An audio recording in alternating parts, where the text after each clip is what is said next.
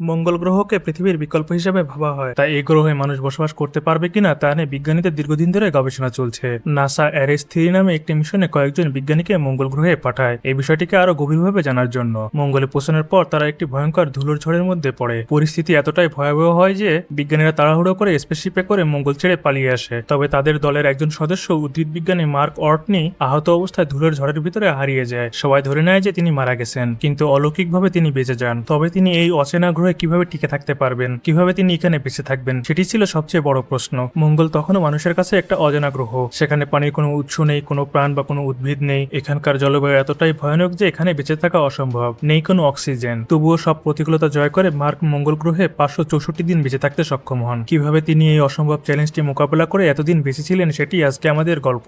সাল 2035। নাসা মঙ্গল অভিযানের জন্য এরিস-3 নামে একটি মিশন লঞ্চ করে। 6 জন বিজ্ঞানী হারমিস নামের একটি স্ক্রেপক্রাফটে করে মঙ্গলের অরবিটাল স্টেশনে পৌঁছায়। এরপর তারা ম্যাপ নামে একটি বিশেষ স্পেসযান ব্যবহার করে মঙ্গলের এডিসিয়াল প্ল্যানসিয়া স্থানে ল্যান্ড করে। এই মিশনের নেতৃত্বে ছিলেন কমান্ডার মেলিসা লুইস, তার সাথে ছিলেন major Rick Martinez, doctor Alex Vogel, রসায়নবিদ ডক্টর ক্রিস বেক, উদ্ভিদ বিজ্ঞানী মার্ক অর্টনি এবং সিস্টেম অপারেটর বেথ জোহানসন। এই অচেনা মঙ্গল গ্রহে পৌঁছানোর 18 দিন পর তারা বেশ আনন্দের সাথে বিভিন্ন পরীক্ষা নিরীক্ষা চালাচ্ছিলেন, কিন্তু হঠাৎ করে কমিউনিকেশন এক্সপার্ট জোহানসন স্যাটেলাইটের মাধ্যমে একটি ইমার্জেন্সি অ্যালার্ট পান। একটি বিশাল ধুলোর ঝড় তাদের দিকে ধেয়ে আসছে, যা তাদের যানবাহন এবং ক্যাম্পটিকে ক্ষতিগ্রস্ত করতে পারে। কমান্ডার লুইস দ্রুত ক্রু মেম্বারদের মিশন বন্ধ করার নির্দেশ দেন এবং মঙ্গলের পৃষ্ঠ ছেড়ে দ্রুত চলে যাওয়ার সিদ্ধান্ত নেন। কিন্তু ঠিক তখনই উদ্ভিদ বিজ্ঞানী মার্ক অর্টনি একটি দুর্ঘটনার শিকার হন। একটি কমিউনিকেশন ডিশ এন্টিনার সাথে ধাক্কা খেয়ে তিনি ঝড়ের মধ্যে হারিয়ে যান। কমান্ডার লুইস কিছুক্ষণ মার্ককে খোঁজার চেষ্টা করেন, কিন্তু ধুলোর ঝড়ের কারণে বাহিরে কিছুই দেখা যাচ্ছিল না। পরিস্থিতি ক্রমেই ক্রিটিক্যাল হয়ে উঠছিল। তাই কমান্ডার লুইস পাইলট মার্টিনেসকে নির্দেশ দেন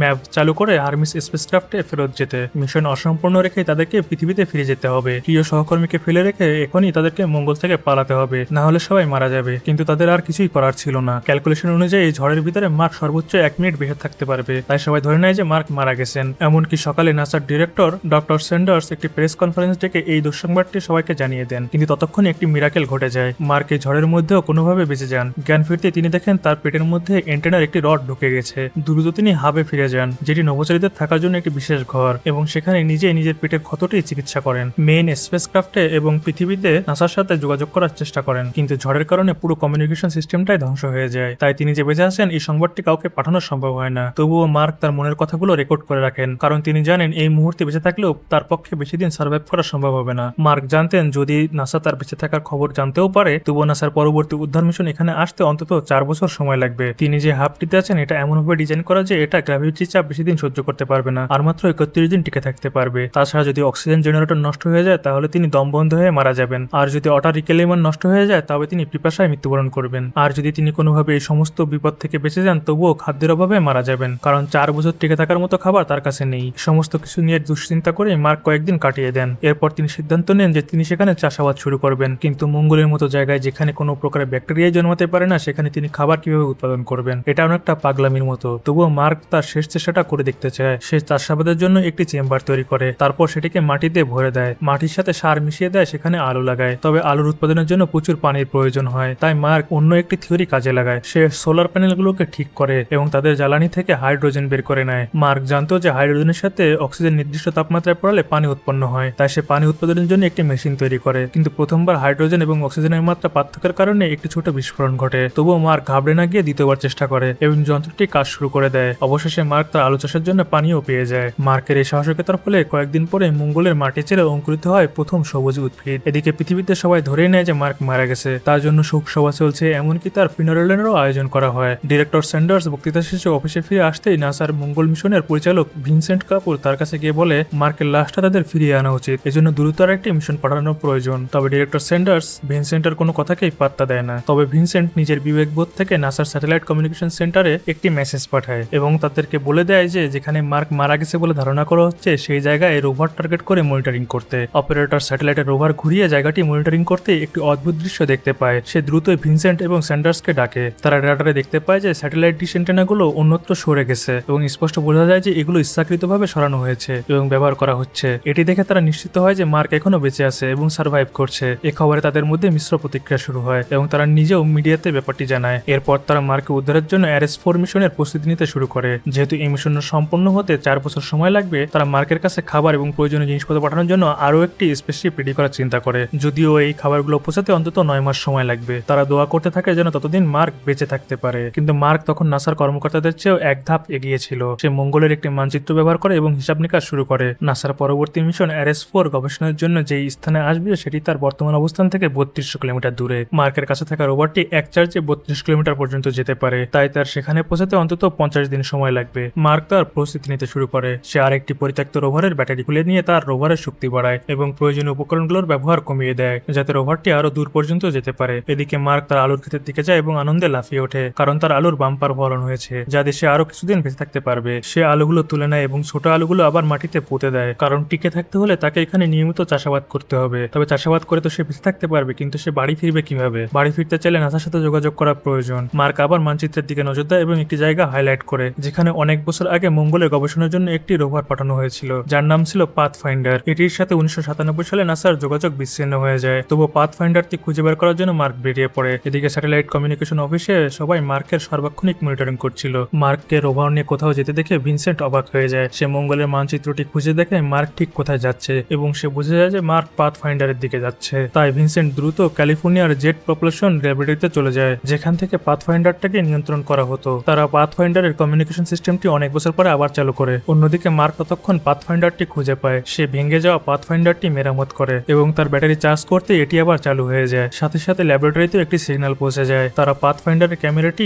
অন করে। তবে পাথফাইন্ডার ব্যবহারের একটি অসুবিধা হলো এখান থেকে শুধুমাত্র একমুখী সিগন্যাল পাঠানো যায়, অর্থাৎ শুধুমাত্র মঙ্গলের ছবি পৃথিবীতে পাঠানোর জন্য এটাকে ডিজাইন করা হয়েছিল। তাই মার্ক পৃথিবীর সাথে সরাসরি কোনো যোগাযোগ করতে পারছিল না। এজন্য সে একটি বুদ্ধি বের করে। সে রোভার থেকে 3টি প্ল্যাকার্ড নিয়ে আসে এবং একটিতে লেখে তোমরা কি আমাকে শনাক্ত করতে পেরেছো, এবং সেটি মাঝখানে বসিয়ে দেয়। আর বাকি 2 প্ল্যাকার্ডের একটিতে হ্যাঁ এবং অন্যটিতে না লিখে 2 পাশে বসিয়ে দেয়। মার্কের এই বুদ্ধি দেখে সবাই হেসে ওঠে। তারা মার্কের সংকেত দেওয়ার জন্য পাথফাইন্ডারের ক্যামেরাটি হা লেখা প্ল্যাকার্ডের দিকে ঘুরিয়ে দেয়। এতে মার্ক বুঝতে পারে যে সে পৃথিবীর সাথে যোগাযোগ করতে পেরেছে, তাই সে আনন্দে লাফাতে থাকে। তবে এইভাবে যোগাযোগ খুবই সময় সাপেক্ষ ছিল, তাই নাসা মার্কের কাছে একটি হ্যাকিং কোড পাঠায় যা দিয়ে পাথফাইন্ডারের কমিউনিকেশন হ্যাক করা সম্ভব, যার ফলে 2 পাশ থেকে যোগাযোগ করা যাবে। নিজের পরিস্থিতির কথা জানিয়ে মার্ক ভিনসেন্টকে জিজ্ঞেস করে যে তার সহকর্মীরা কি তার বেঁচে থাকার খবর জানে কিনা। ভিনসেন্ট বিব্রত হয়ে উত্তর দেয় যে তারা এখনো তাদের বাকি 5 জন ক্রু মেম্বারকে তার বেঁচে থাকার ব্যাপারটি জানায়নি। এটা শুনে মার্ক বেশ রেগে যায় এবং সে তাদের সাথে কথা বলা বন্ধ করে দিয়ে সেখান থেকে চলে যায়। এদিকে মঙ্গলের থেকে হারমিসের বাকি 5 জন ক্রু প্রস্থান করার প্রায় 4 মাস কেটে গিয়েছে।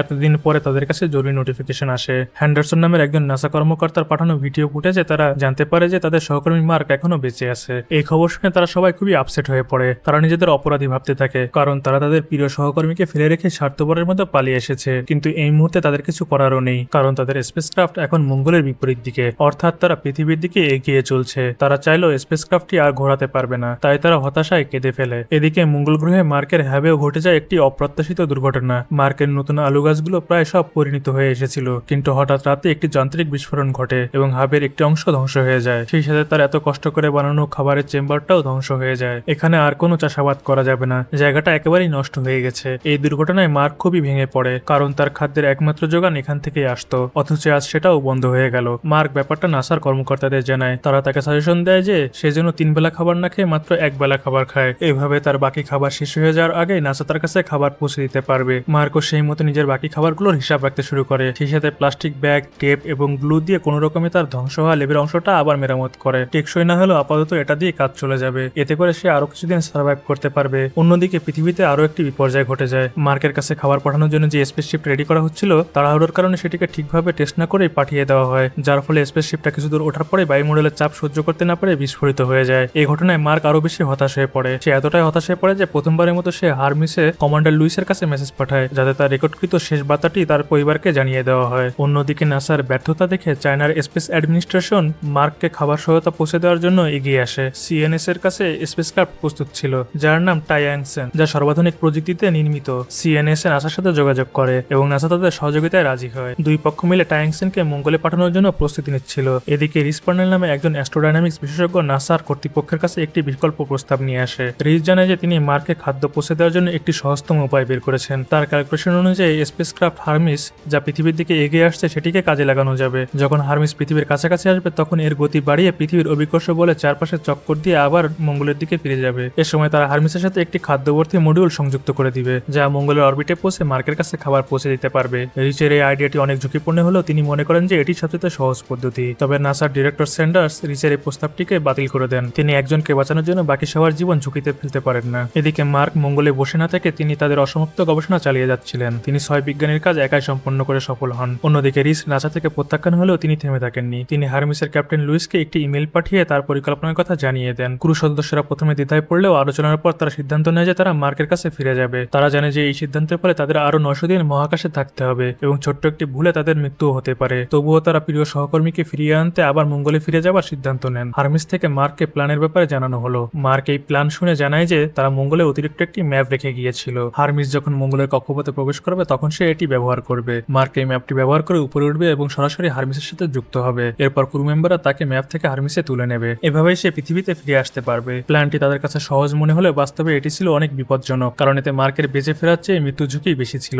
তবুও তারা এই ঝুঁকিটা নিয়ে নেওয়ার সিদ্ধান্ত নেয়। প্ল্যান অনুযায়ী কমান্ডার লুইস পৃথিবীতে ল্যান্ড করার বদলে অভিকর্ষ বলয়ে ঘুরে মঙ্গলের দিকে যাত্রা শুরু করে। হারমিসের নভোচারীদের এমন সিদ্ধান্তে নাসা এবং চীনের সিএনএস এ বিস্মিত হয়। তারা তাদের স্পেসক্রাফট টায়াংসনও লঞ্চ করে দেয়, কারণ তারা ধরে নিয়েছিল মার্ক এবার বেঁচে থাকুক আর না থাকুক, খাদ্যের অভাবে বাকি ক্রু মেম্বাররা অবশ্যই মারা যাবে। তাই তারা ব্যাকআপ হিসেবে টায়াংসনও পাঠিয়ে দেয়। এদিকে মার্কও তার দিক থেকে সমস্ত প্রস্তুতি নিতে থাকে। এভাবে 7 মাস কেটে যায়। মার্ক তার হাবের সমস্ত কানেকশন অফ করে দিয়ে রোভারে চড়ে ম্যাভের দিকে রওনা করে। কয়েকদিন পরে সে ম্যাভে পৌঁছায় এবং গোসল ও অন্যান্য কাজ সেরে ম্যাপটাকে মেরামত শুরু করে। যেহেতু ম্যাপটি অনেক ভারী ছিল তাই সে পাতলা করার জন্য ভেতরের অপ্রয়োজনীয় জিনিসপত্র বের করে দেয়, এমনকি ভারী ছাদটাও ফেলে দেয় এবং প্লাস্টিক ব্যাগের মাধ্যমে কৃত্রিম ছাদ লাগিয়ে দেয়। কয়েকদিনের প্রস্তুতির পর মার্ক ম্যাপটি রেডি করে ফেলে। এরপর আসে সেই কাঙ্ক্ষিত উদ্ধারের দিন। পুরো পৃথিবী স্যাটেলাইট ফুটেজের দিকে অধীর আগ্রহে তাকিয়ে থাকে। সবার মনে শুধু একটাই প্রশ্ন, মার্ক কি শেষ পর্যন্ত উদ্ধার হতে পারবে? হারমিস মঙ্গলের কক্ষপথে এসে পৌঁছায়। এদিকে মার্কও তার স্পেস স্যুটটি পরে ম্যাভে গিয়ে বসে। এরপর হারমিস থেকে মার্কের ম্যাপটাকে রিমোট কন্ট্রোলের মাধ্যমে লঞ্চ করা হয়। মার্কের ম্যাপ ছুটে চলে হারমিসের দিকে, কিন্তু বায়ুমণ্ডলে প্রচন্ড চাপের কারণে মার্ক একসময় অজ্ঞান হয়ে যায়। কয়েক মিনিটের জন্য সে সেন্সলেস হয়ে থাকে। এ সময় পৃথিবীর সমস্ত মানুষেরই প্রায় দম বন্ধ হয়ে আসে। সবাই সংশয়ে থাকে এই বুঝি সব শেষ হয়ে গেল। কিন্তু কয়েক মিনিট পরে মার্কের জ্ঞান আবার ফিরে আসে। মার্কের সাড়া পেয়ে সবাই আনন্দে মেতে ওঠে। কিন্তু হারমিসের তখন আরেকটা সমস্যা দেখা দেয়। হারমিসের গতি প্রয়োজনের তুলনায় অনেক বেশি ছিল। এভাবে চলতে থাকলে তারা ম্যাভের থেকে অনেক দূরে চলে যাবে এবং তারা মার্ককে হারিয়েও ফেলবে। তাই কমান্ডার লুইস একটি সাংঘাতিক সিদ্ধান্ত নেয়। সে অ্যালেক্সকে বলে যে এখানে যা কিছু আছে তা দিয়ে একটি বোমা বানাতে। তারা বোমা দিয়ে হারমিসের এয়ারলককে উড়িয়ে দেবে। এতে হারমিসের গতি কমে যাবে। অ্যালেক্স লুইসকে সাবধান করে দিয়ে বলে যে এটা খুবই বিপজ্জনক সিদ্ধান্ত। তবুও লুইস তাকে নির্দেশ দেয় বোমটি বানাতে। অ্যালেক্স কিছুক্ষণের ভিতরে একটা বোমা বানিয়ে সেটাকে এয়ারলকে লাগিয়ে দেয়। তারপরে তারা রুমগুলো সিল করে দেয় যাতে বাকি জায়গাটা বায়ুশূন্য হয়ে যায় এবং বিস্ফোরণের প্রভাব পুরো স্পেসক্রাফটে না পড়ে। হারমিসের এয়ারলক বোমায় উড়ে যায়। সাথে সাথে হারমিসের গতিও অনেক কমে যায়। কমান্ডার লুইস একটি স্পেস চেয়ারে বসে হারমিসের বাহিরে চলে আসে এবং ব্যালেন্স ঠিক রাখতে একটি দড়ি বেঁধে রেখেছিলেন। এই দড়িতে ভর দিয়ে সে মার্কের ম্যাপের দিকে যেতে চেয়েছিল, কিন্তু তাদের ক্যালকুলেশনে ভুল থাকায় দড়িটি ম্যাপ পর্যন্ত পৌঁছায় না। তখন মার্ক আবার একটি ভয়ানক কাজ করে বসে। সে তার ম্যাপ থেকে বেরিয়ে আসে এবং নিজের 2 হাতে ফুটো করে দেয়। এতে অক্সিজেন লিক হয়ে তার স্পেস শুটে একটি ফোর্স সৃষ্টি হয় এবং সে সুপারম্যানের মতো উড়ে কমান্ডার লুইসের কাছে পৌঁছে যায়। কমান্ডার লুইস হাত বাড়িয়ে মার্ককে ধরতে যায়, কিন্তু তাদের হাত ফসকে যায়। মার্ক বেশ খানিকটা দূরে চলে যায়, কিন্তু ঠিক শেষ মুহূর্তে সে দড়ির একটি প্রান্ত ধরে ফেলে। কমান্ডার লুইস মার্ককে টেনে নিজের কাছে নিয়ে আসে এবং হারমিস থেকে তাদের দুজনকে ভেতরে নিয়ে যাওয়া হয়। সহকর্মীদের কাছে ফিরতে পেরে মার্কের জন্য আবার জন্ম হলো। এদিকে পৃথিবীতে মানুষের মাঝে উৎসবের ঝড় বয়ে যায়। নাসার ক্রু মেম্বাররা এক অসম্ভব কাজকে সম্ভব করিয়ে দেখিয়েছে। দুনিয়ার ইতিহাসে সবচেয়ে সাংঘাতিক রেস্কিউ অভিযান ঘটে গেছে। এই ইতিহাসে সাক্ষী হতে পারে সবার মাঝে আনন্দের ঝড় বয়ে যায়। মার্ক ও বাকি ক্রু মেম্বারদের বরণ করে নেওয়ার জন্য পৃথিবীবাসী দিন গুনতে শুরু করে। কয়েক মাস পরে হারমিস সফলভাবে 6 জন অকুতোভয় বিজ্ঞানী নিয়ে পৃথিবীতে ল্যান্ড করে। এর কয়েক বছর পর নাসা মঙ্গল অভিযানের জন্য RS-5 মিশন লঞ্চ করতে চলেছে। মিশন লঞ্চের আগে মার্ক অ্যাস্ট্রোনট ক্যান্ডিডেট প্রোগ্রামে গিয়ে নতুন ক্রু মেম্বারদের তার মঙ্গলে কাটানো দুর্বিষহ দিনগুলোর গল্প শোনায়। পুরো প্ল্যানেটে সে একা একটা প্রাণী ছিল, কিন্তু সে প্রতিবন্ধকতার কাছে হারেনি। শুষ্ক লালচে মাটিতে সে ফসল ফুলিয়েছে, প্রাণের অস্তিত্ব জাগিয়েছে এবং সেই প্রাণের সঞ্চার সুদূর মঙ্গল থেকে পৃথিবীর সমস্ত মানুষকে উজ্জীবিত করে তুলেছে। সেই উজ্জীবিত মন নিয়ে কয়েকজন নভোচারী আবার হারমিস স্পেসক্রাফটে চড়ে মঙ্গলের উদ্দেশ্যে পাড়ি জমায়। বিজয় গাথা লেখা সে হারমিসের উড়ে যাওয়ার দিকে তাকিয়ে থেকেই আমাদের গল্পটি এখানেই শেষ। বন্ধুরা, তোমাদের যদি গল্পটি ভালো লেগে থাকে তাহলে ভিডিওতে একটি লাইক দিয়ে দিও। আরো নতুন নতুন মুভির গল্প পেতে আমাদের চ্যানেলটি সাবস্ক্রাইব করে রেখো।